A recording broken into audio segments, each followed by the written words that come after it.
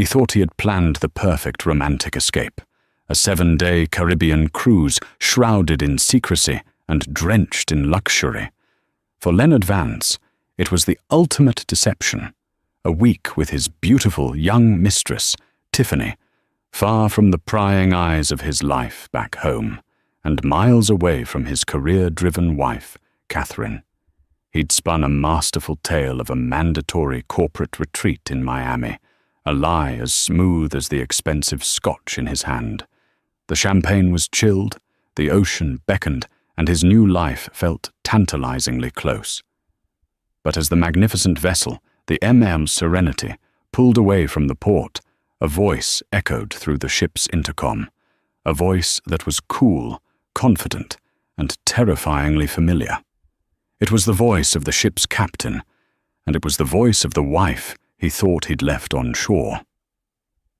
The air in the port of Miami was thick with a cocktail of salt, diesel, and anticipation. Leonard Vance adjusted his designer sunglasses, the Florida sun glinting off the ridiculously expensive watch on his wrist. It was a gift to himself, a celebratory token for a successful quarter, and, more importantly, for pulling this off. Beside him, Tiffany Monroe, all flowing sundress and wide-brimmed hat, squeezed his arm, her excitement a palpable, infectious buzz. "Oh, Leo, look at it. It's magnificent," she breathed, her eyes wide as she gazed up at the towering white hull of the MS Serenity. It wasn't just a ship. It was a floating city, a monument to leisure and luxury that promised to carry them away from everything mundane. "Only the best for you, my dear," Leo said, his voice a low, confident purr. He felt a surge of pride, of power. At 48, he was supposed to be settling into a comfortable, predictable middle age, but here he was, embarking on a clandestine adventure with a woman half his age who looked at him like he'd hung the moon. The lie had been surprisingly easy to construct. His wife, Catherine, was used to his business trips. Her own career was so demanding, so all-consuming, that his absences were often met with a distracted, "Okay, honey, be safe. Call me when you land." This time was no different. He'd packed his bag under the pretense of a week-long leadership conference for his financial firm, even printing a fake itinerary and leaving it on the kitchen counter for good measure. "I'll be in meetings most of the day, darling," he had told her over a hasty breakfast 2 days ago. "Probably spotty reception.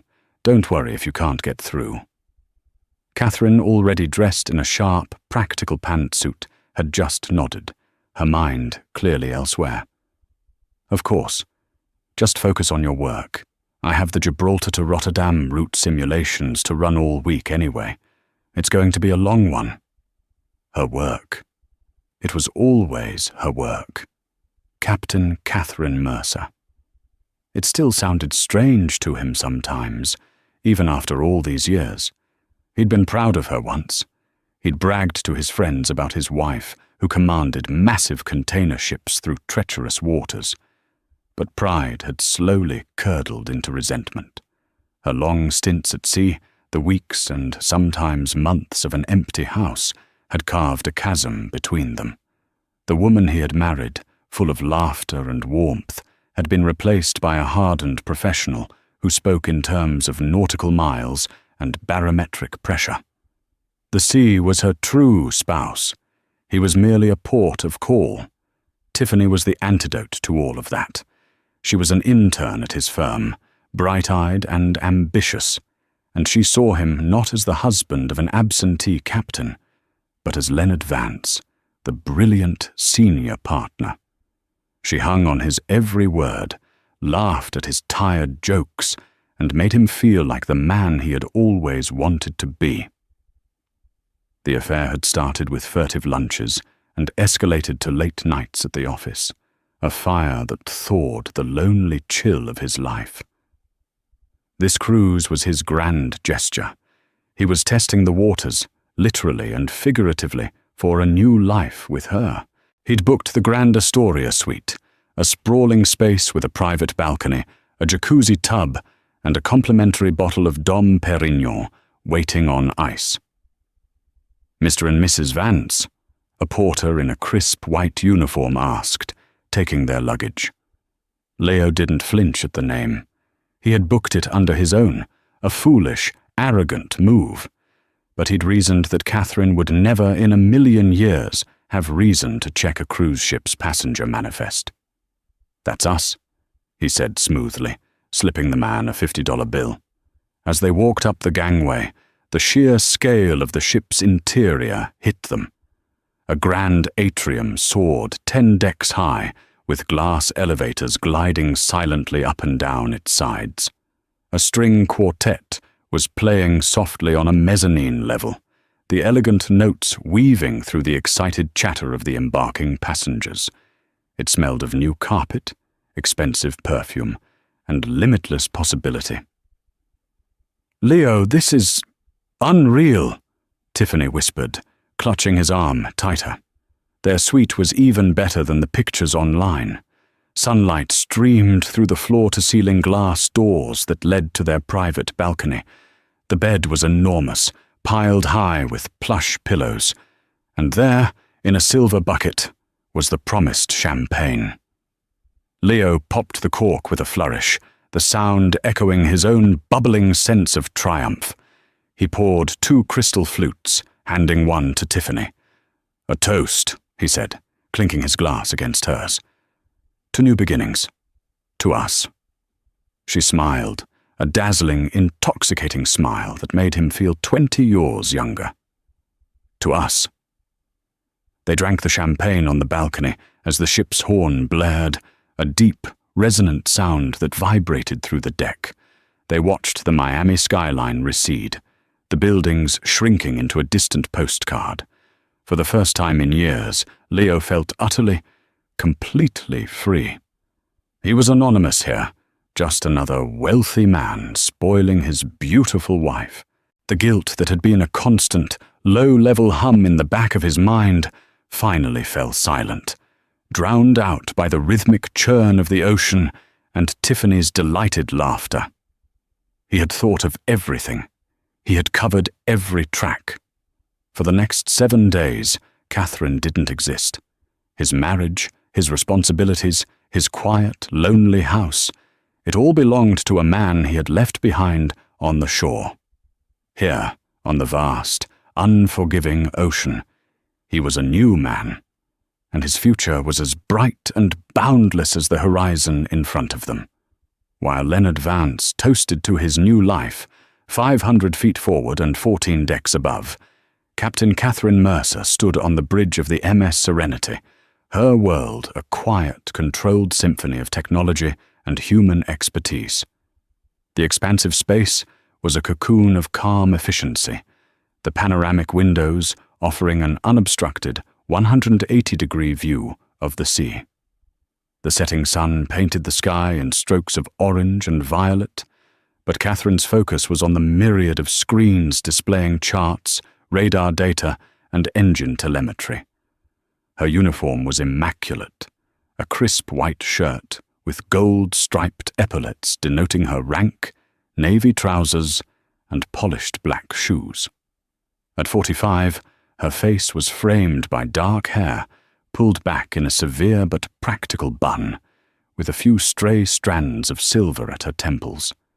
Her blue eyes, accustomed to scanning distant horizons, held a steady, unwavering authority. She moved with an economy of motion, her presence filling the bridge with a quiet confidence that her crew respected and relied upon. "Heading 090, Commander," she said, her voice calm and even, cutting through the low electronic hum. 090, Captain, her first officer, Ava Rostova, confirmed from the navigation console. Ava, a sharp and loyal officer in her late 30s, had served under Catherine for 3 years. She knew her captain's moods better than anyone, recognizing the subtle shift in her posture or the slight tightening of her jaw that betrayed any inner turmoil. For Catherine, the bridge was a sanctuary. The sea was demanding, unforgiving, but it was also honest. It held no deceptions, no hidden agendas. You respected its power, you understood its rules, and in return, it offered a profound sense of purpose.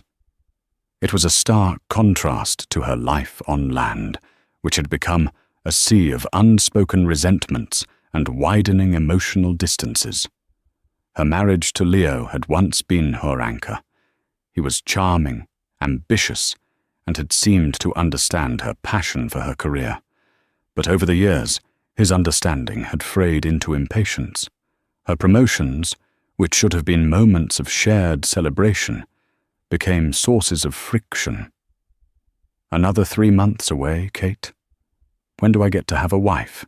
he'd ask, the question laced with a guilt she refused to carry. She had tried to explain that this wasn't a job, it was a calling. She was one of a handful of women in the world to command a vessel of this class. It was a legacy she was building, not just for herself, but for the women who would come after her. He just couldn't see it. Last night, she had received the final passenger manifest.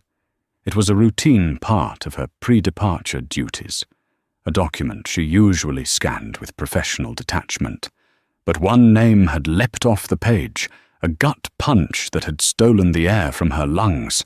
Vance, Leonard, Suite 1401, Grand Astoria Suite. She had stared at it for a full minute, her mind refusing to process the information. It had to be a mistake, a coincidence, another Leonard Vance. But the address listed for billing was their home address. The emergency contact was listed as Catherine Mercer, her own name. The blood had drained from her face.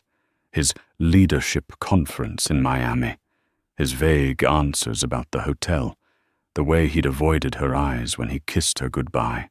It all clicked into place with sickening clarity. He wasn't just cheating. He was doing it with an audacious, insulting arrogance, bringing his affair into her world, onto her ship. He was so convinced of her distance, so certain of her obliviousness, that he believed he could hide in plain sight. For a moment, a wave of pure, hot rage had washed over her. She'd imagined storming down to Suite 1401 and confronting them, the righteous, wronged wife. She'd pictured the shock on his face, the shame.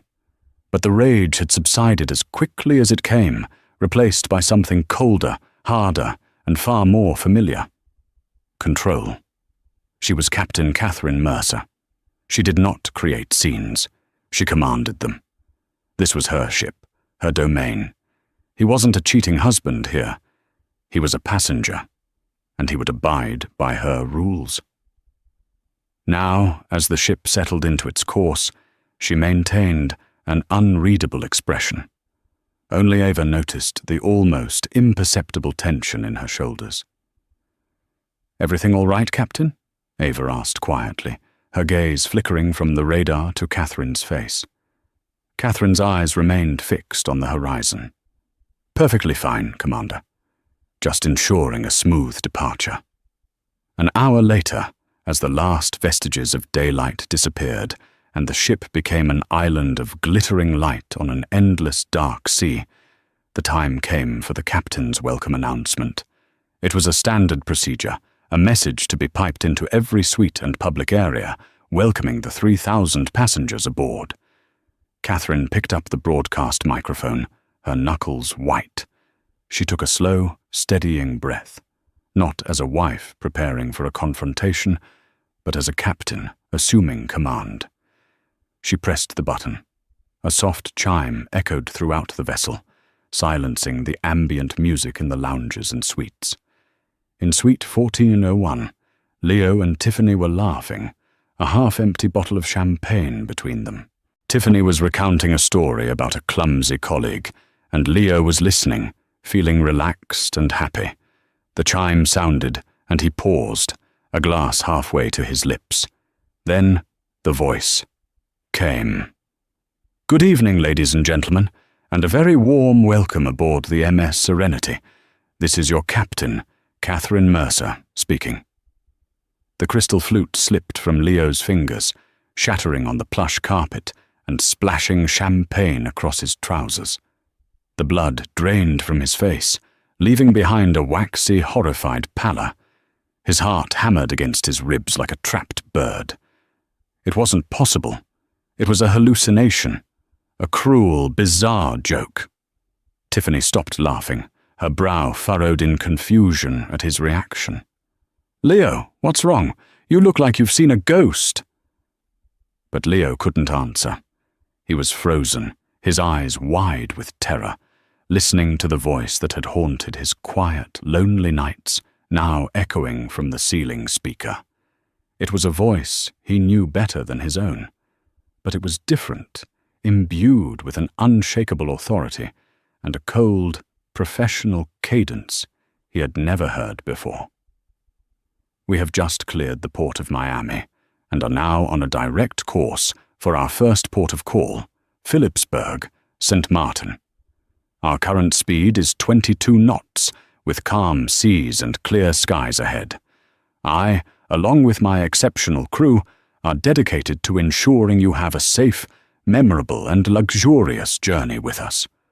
On behalf of everyone here, I wish you a wonderful evening and a fantastic voyage." The broadcast ended. The soft lounge music faded back in. But for Leonard Vance, the silence that followed was deafening. The gilded cage he had so carefully constructed had just slammed shut, and he realized, with a dawning, sickening horror, that his wife wasn't just the ship's captain. She was his jailer. Panic seized Leo in its icy grip. His breath came in short, ragged gasps. He stared at the speaker on the ceiling as if it were a malevolent eye that had just pronounced his doom. Catherine. Captain Catherine Mercer. His Catherine. "Leo, what is it?" Tiffany demanded, her voice sharp with a mixture of concern and irritation. She knelt to pick up the broken shards of the champagne flute, her perfect mood shattered. "You're white as a sheet. Who is Catherine Mercer?" Leo's mind was a maelstrom of denial and terror. He couldn't form a coherent thought. How? Why? She was supposed to be running simulations for a route in a different hemisphere. She had never once captained a commercial cruise liner. Her entire career had been in cargo and freight. Had she lied to him? Was this some elaborate, twisted trap she had laid? She's my wife," he finally choked out, the words tasting like ash in his mouth. Tiffany froze, a piece of broken glass in her hand. Her perfectly made-up face contorted, first in disbelief, then in dawning comprehension, and finally in pure fury. "Your wife?" she hissed, standing up slowly. "Your wife is the captain of this ship. Are you kidding me, Leo? Is this some kind of sick joke?" "I didn't know. I swear I had no idea," he stammered, scrambling for an explanation that didn't exist. "She pilots container ships. This doesn't make any sense." He ran a trembling hand through his hair. "She must have changed assignments. A last-minute transfer. A last-minute transfer that you conveniently failed to mention?" Tiffany's voice rose, her initial adoration for him evaporating like sea spray. "You told me she was practically a ghost. You told me she was halfway across the world. Instead, she's flying the plane we're on." "It's a ship, not a plane," he said weakly, the correction earning him a venomous glare. "Don't be an idiot, Leo. You know what I mean. We are trapped on a floating hotel for 7 days with your wife in charge." She began pacing the luxurious suite, her movements agitated and sharp, like a caged animal. "What are we going to do? Does she know we're here?" The question hung in the air, heavy and terrifying. Of course she knew. His name on the manifest, the suite number, the shared surname he had so arrogantly used. She knew everything. That welcome announcement wasn't a coincidence. It was a declaration, a shot across the bow. "We have to get off," Leo said, a desperate plan forming. "At the next port, we'll just get off." "The next port is in 2 days, Leo," Tiffany shrieked. "What do we do until then? Hide in this room, order room service for 48 hours straight, and pray she doesn't come knocking on the door?" The thought of Catherine appearing at their door, her face a mask of cold fury, sent a fresh wave of nausea through him. He felt trapped, exposed, his carefully constructed world crumbling around him. The power dynamic had been completely inverted. On land, he held the cards. He was the successful partner, the one with the money and the plan. Here, he was just a passenger. And she was the captain. She held absolute authority. His mind raced. He had to think. He had to regain control. Okay, calm down," he said, trying to soothe her and himself. "Let's just be discreet. It's a huge ship. There are 3,000 people on board. We can blend in. She's on the bridge. She's busy. She won't have time to seek us out." Even as he said it, he knew how foolish it sounded. Catherine missed nothing. Her attention to detail was legendary. She would know their dinner reservations, their show tickets, every single charge they made to their room. They were rats in a maze of her own design. The first major test was just hours away, the captain's welcome gala and cocktail reception. It was a formal event, a chance for the ship's senior officers to mingle with the passengers. Attendance wasn't mandatory, but its absence would be noted. Hiding would be an admission of guilt. Going would be walking directly into the lion's den. "We have to go to the gala," he said, his voice barely a whisper. Tiffany stared at him as if he'd lost his mind. "Absolutely not. I am not parading myself in front of your wife like some cheap prize you've won." "We have no choice," he insisted, his desperation making him bold. "If we don't show up, it looks like we're hiding. It's suspicious. We have to act normal. We'll go, have one drink, stay in the back, and leave. We'll pretend we didn't hear the announcement properly, that we thought she said Catherine Mercer, but it couldn't possibly be her." It was a flimsy, pathetic strategy, but it was all he had. Meanwhile, on the bridge, the ship sailed smoothly through the darkening water. Ava Rostova watched her captain, who had returned to her duties with an unnerving placidity. She hadn't mentioned the announcement or shown any sign of distress. But Ava had seen the passenger manifest. She had seen the name Vance next to the most expensive suite on the ship. She wasn't sure of the details, but she knew a storm was brewing, and it had nothing to do with the weather. "Captain," Ava said gently, "the welcome gala begins at 20 hours. Will you be attending the pre-reception with the senior staff?" Catherine turned from the window, her expression unreadable. For a fleeting second, Ava saw a flicker of something in her eyes, a deep, profound hurt. But it was gone as quickly as it appeared, replaced by a steely resolve. "Of course, Commander," Catherine said, her voice perfectly even. "I wouldn't miss it for the world. Have my dress uniform pressed and ready. I want to look my best when I greet our passengers." Her gaze drifted back to the dark ocean. She knew Leo and his companion would be agonizing over what to do. She knew they would feel the walls of their luxurious prison closing in, and she knew that tonight, at the gala, they would be forced to face her. The unveiling was over. The confrontation was about to begin. She would not be the wronged wife. She would be the captain, in full command, on her terms. The Starlight Ballroom was a spectacle of polished brass, gleaming crystal, and deep mahogany. A 10-piece orchestra played classic show tunes as waiters weaved through the well-dressed crowd with trays of champagne and intricate canapes. The room buzzed with the cheerful, unburdened energy of people on vacation. For Leo and Tiffany, it felt like a funeral procession, and they were the guests of honor. Leo's tuxedo felt like a straitjacket, the bow tie choking him. He had sweated through his first shirt while dressing.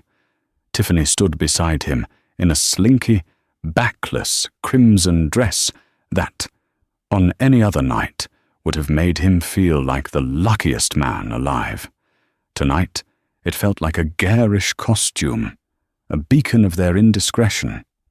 They had found a small table in a dimly lit corner, hoping to be swallowed by the shadows, but the ballroom was so brightly lit they felt utterly exposed. "Just one drink, then we leave," Leo muttered, downing his champagne in a single gulp and immediately grabbing another from a passing tray. "Stop it, you look terrified," Tiffany hissed, her own smile a brittle, painted-on facade. "You need to get a grip. You said to act normal. This isn't normal." But there was nothing normal about this. Every time the ballroom doors opened, Leo's heart leaped into his throat. He scanned the crowd, a nervous wreck, looking for a glimpse of her. He felt like a condemned man waiting for the executioner. Then, a hush fell over the room. The orchestra leader tapped his stand, and all eyes turned to the grand staircase at the far end of the ballroom. "Ladies and gentlemen," a voice boomed over the speakers, "may I present the senior officers of the MS Serenity and your captain, Catherine Mercer." The orchestra struck up a regal, welcoming tune. One by one, the senior officers descended the staircase in their immaculate dress uniforms, smiling and waving to the applauding passengers. And then, at the top of the stairs, she appeared. Catherine was a vision of command. Her white dress uniform was tailored to perfection, adorned with her medals and golden epaulets. Her dark hair was styled in an elegant chignon, and her face, under the soft lights of the chandeliers, was poised and serene. She descended the stairs with a grace and confidence that seemed to suck all the air out of the room. She wasn't just an officer. She was royalty. Leo felt Tiffany's nails dig into his arm. He couldn't breathe. This was not the woman he had left in their quiet suburban home. This was not the tired, distracted wife who spoke of cargo manifests. This was a powerful, formidable woman who commanded 100,000-ton vessel and the unwavering respect of 1,000 crew members. He had never seen her like this. He had never truly understood the scope of her world, and in that moment, he had never felt smaller. Their eyes met across the crowded ballroom. It was only for a second, but it was enough. He saw no anger, no hatred, no tears. He saw nothing but a calm, cool assessment. The same look she might give a distant storm cloud on the horizon. It was a look of utter, chilling indifference, and it terrified him more than any screaming match could have. She broke eye contact first, turning her attention to the guests, smiling warmly as she shook hands with an elderly couple. She began to work the room, accompanied by her first officer, moving with an effortless poise. She was the consummate host, laughing, chatting, and putting everyone at ease. Everyone but him. Leo watched her slow, deliberate path through the ballroom, a path that was inexorably, tortuously, leading directly to their dark corner. He wanted to run, to bolt from the room, but his feet were cemented to the floor. "She's coming over here," Tiffany whispered, her voice trembling slightly. "Leo, do something." But what could he do? He was paralyzed. Finally, she stood before their table. First Officer Rostova stood a respectful pace behind her, her expression neutral, but her eyes missing nothing. The cheerful music of the orchestra seemed to fade into a distant hum. "Good evening," Catherine said, her voice as smooth and cool as the champagne in her hand. She wasn't looking at him. Her gaze was fixed entirely on Tiffany. "I don't believe we've been introduced. I'm Captain Mercer. Welcome aboard my ship." Tiffany, caught off guard, stammered, Tiffany Monroe. It's a beautiful ship, Captain. We're proud of her."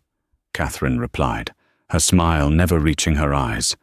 Then, and only then, did she turn her gaze to Leo. It was like being pinned by a searchlight. "Leonard, what a surprise.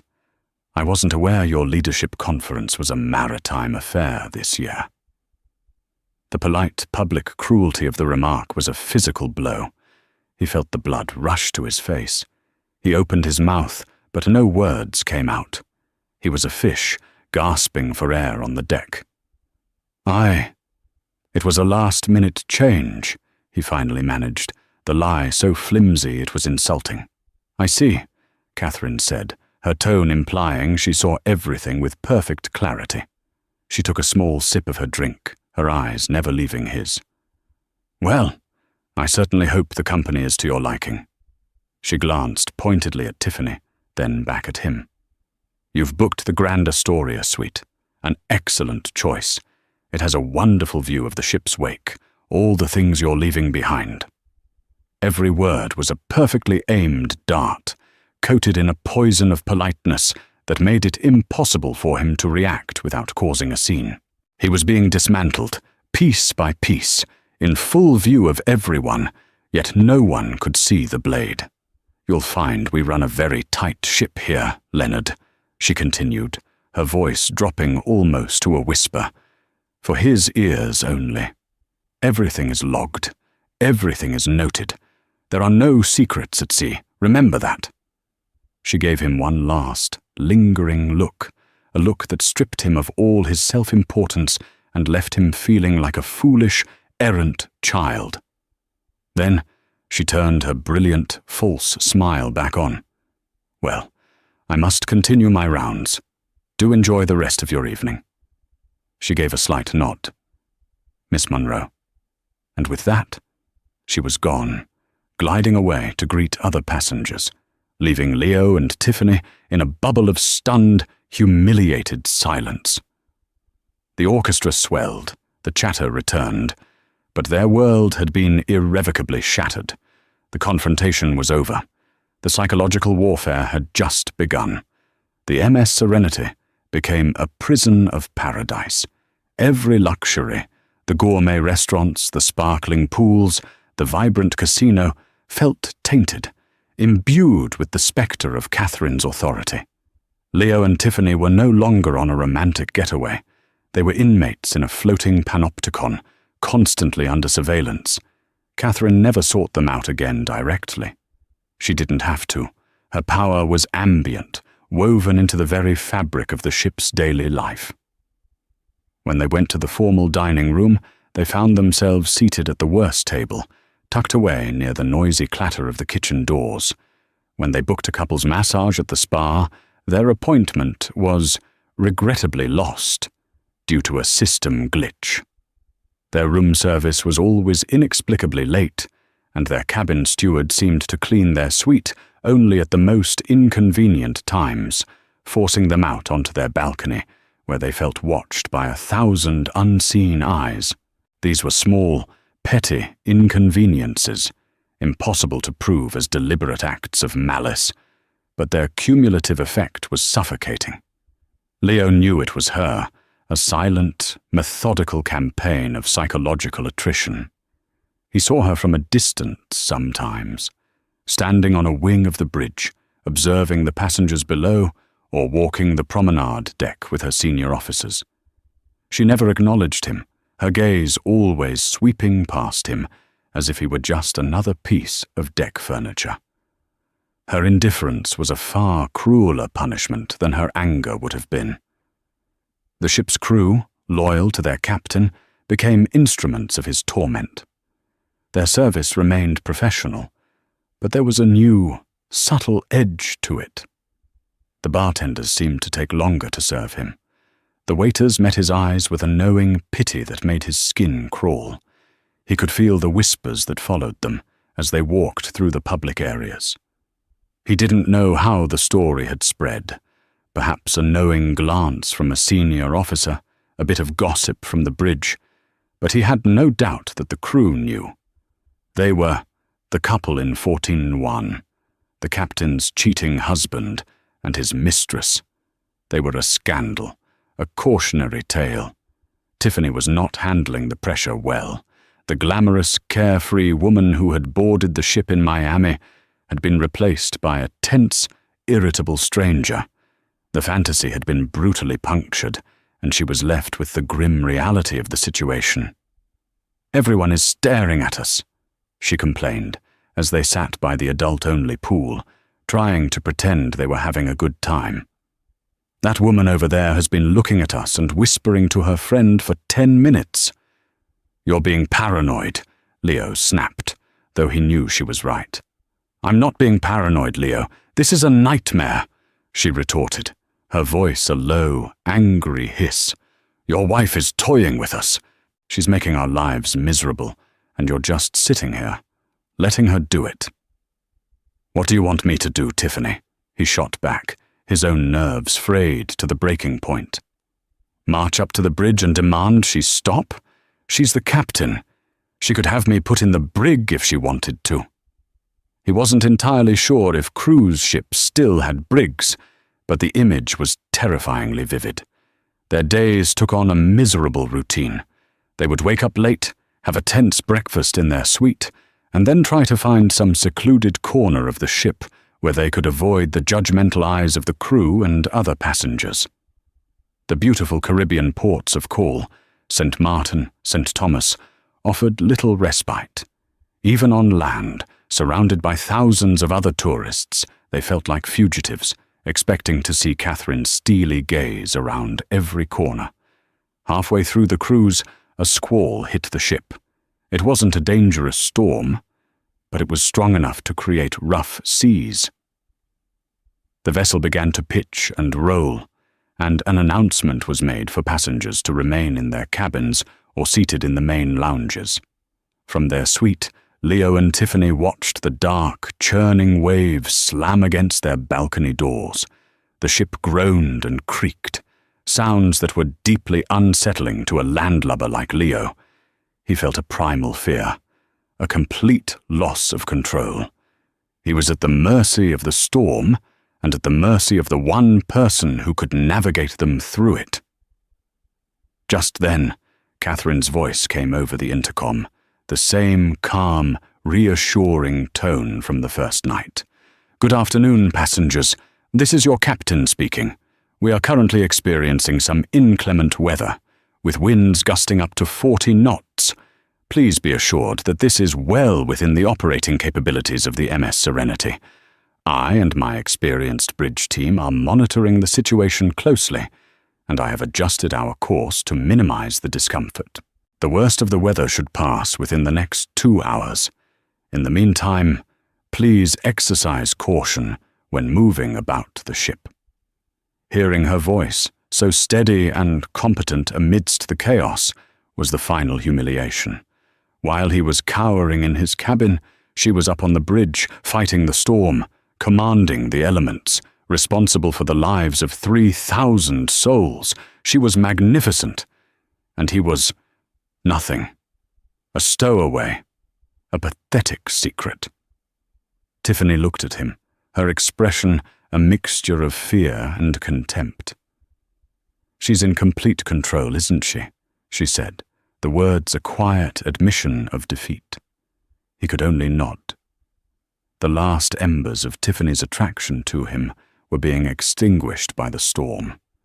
She had been drawn to his power, his confidence, his success in the corporate world. But on this ship, his world meant nothing. He was powerless, a cuckolded husband being taught a slow, brutal lesson by a wife he had fatally underestimated. The whispers on the water had become a roar, and it was the sound of his life capsizing. The storm passed, leaving behind calm seas and a permanently altered emotional landscape in Suite 1401. The illusion of their affair, once so glittering and potent, was now a waterlogged wreck. For Tiffany, the cruise had become an excruciating exercise in public humiliation. The man she had admired, the powerful partner who promised her the world, had been reduced to a nervous, defeated shell. Her breaking point came on the 5th day, during a disastrous dinner at the ship's exclusive specialty restaurant, a place they had paid a hefty surcharge to attend. They were seated next to a table of senior officers, including Ava Rostova. The officers were polite, but their presence was an oppressive weight. Every bite of food tasted like cardboard. "I can't do this anymore, Leo," Tiffany said, pushing her plate of barely touched lobster away. Her voice was flat, devoid of its earlier fire. "This is over." Leo looked up, startled. "What are you talking about? We just have to get through 2 more days." "No, we don't have to do anything," she corrected him. "I am done. This whole thing, it was a mistake. I see that now." She looked at him, her eyes clear and cold. "You told me she didn't care. You told me your marriage was a formality. You lied to me. You're terrified of her. And frankly, seeing you like this, it's not attractive." The words were a brutal, final blow to his already shattered ego. "Tiffany, please, don't," she cut him off. "I'm going to go talk to her."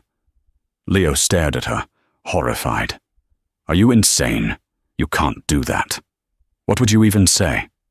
"I'm going to appeal to her, woman to woman," Tiffany said, a naive determination in her eyes. "I'll tell her I made a mistake, that I was misled. I'll apologize. Maybe she'll have some decency and let me off this floating hellhole at the next port." Before Leo could protest further, she stood up, smoothed her dress, and walked resolutely out of the restaurant.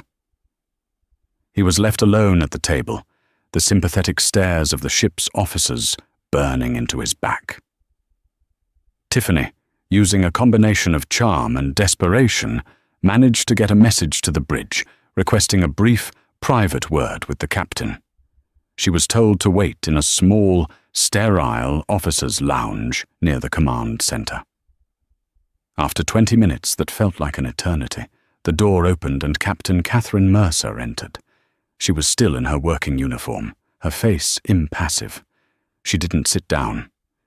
"You have 5 minutes, Miss Monroe," Catherine said, her voice devoid of any warmth. Tiffany swallowed hard, her carefully rehearsed speech suddenly feeling foolish. "Captain Mercer, Catherine, I wanted to apologize for everything. I was wrong. Leo, Mr. Vance, he told me things about your marriage. He misled me." Catherine listened without a single flicker of emotion. Her silence was more intimidating than any outburst would have been. "Are you finished?" she asked when Tiffany trailed off. Yes. I just want to get off this ship. I want to go home. If you could just let me disembark at Nassau tomorrow." Catherine took a step closer, her blue eyes pinning Tiffany in place. "Let me be very clear, Miss Monroe. My marriage and what my husband told you are of no concern to me. You are a passenger on my vessel, and you entered into a personal arrangement with another passenger. That is your business." However, her voice dropped, taking on a razor's edge. "You have made it my business by conducting this affair on my ship. You have created a situation that is a distraction and a potential disruption to the good order of this vessel." She paused, letting the weight of her words sink in. "I am not interested in your apologies or your excuses. I am interested only in resolution. So here is my offer. At Nassau, a private tender will be waiting at 8 hours. It will take you to the shore. From there, you will be escorted to the airport, where a one-way ticket to Miami in your name will be waiting for you. You will take your handbag, and that is all. The rest of your luggage will be sent to your home address. You will not speak to my husband again. You will not attempt to contact him. In return, I will consider this matter concluded." Tiffany stared at her, stunned by the cold, logistical efficiency of the proposal. There was no negotiation, no discussion. It was a command. "And if I don't agree?"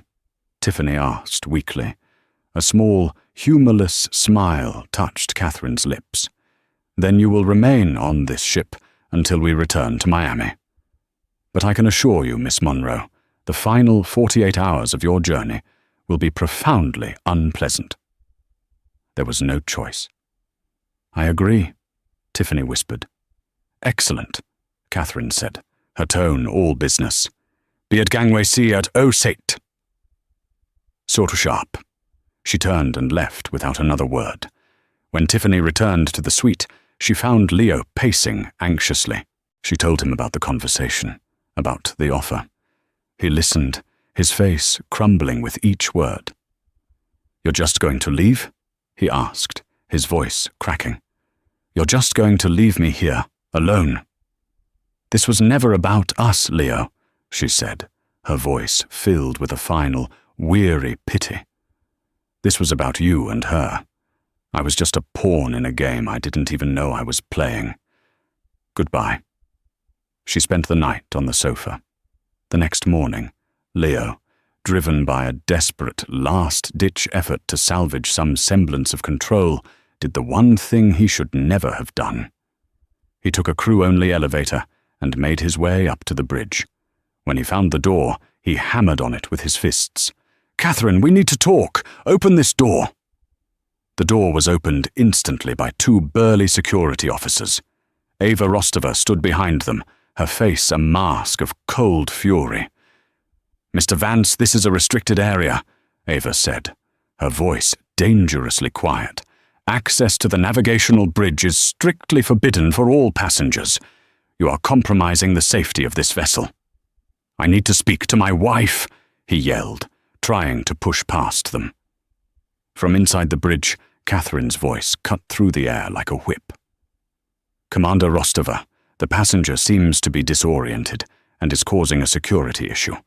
Please escort him back to his suite and confine him there until further notice. He is to have no access to any of the ship's bars or lounges. Post a guard at his door." "Yes, Captain," Ava said.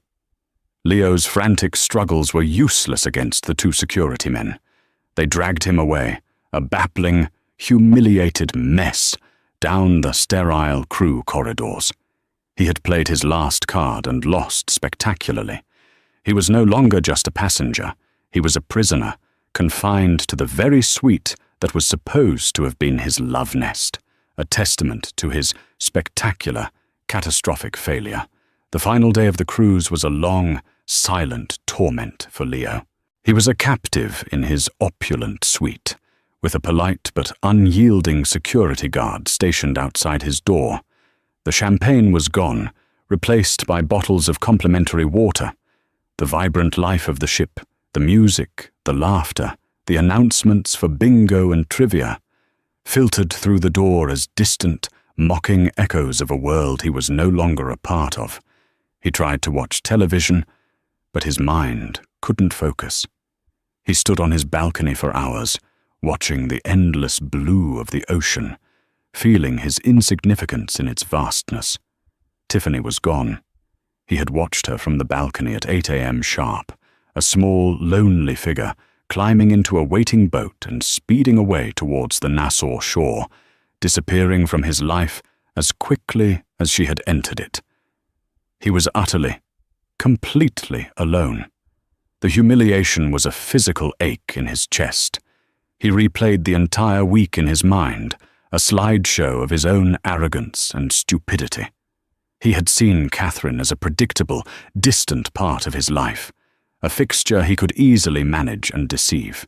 He had never truly seen her, the formidable intellect, the steely discipline, the quiet strength that allowed her to command the respect of 1,000 people and guide a vessel the size of a skyscraper through the world's oceans. He hadn't just cheated on his wife, he had fundamentally disrespected the very core of who she was, and she had responded by reminding him, in no uncertain terms, of his own irrelevance in her world. As the MS Serenity sailed into the port of Miami in the early morning light, the sight of the familiar skyline brought no relief, only a sense of finality. His sham of a life was over. The game was up.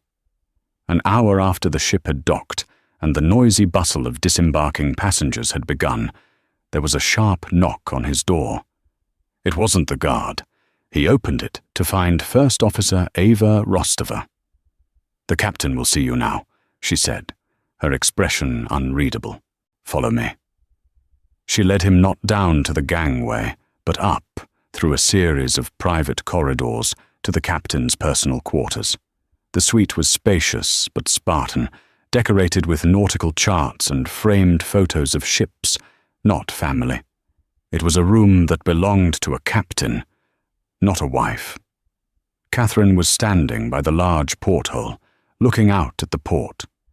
She was no longer in her dress whites, but in the same kind of practical navy blue uniform she wore on the bridge. She didn't turn when he entered. "You are the last passenger on board, Leonard," she said, her voice quiet but resonant in the silent room. "I had you held so we could have this conversation without an audience." She finally turned to face him. Her face was tired, the mask of command laid aside, revealing the woman beneath. He saw the hurt there, finally, but it was overshadowed by an immense, unshakable strength. "I won't ask you why," she said.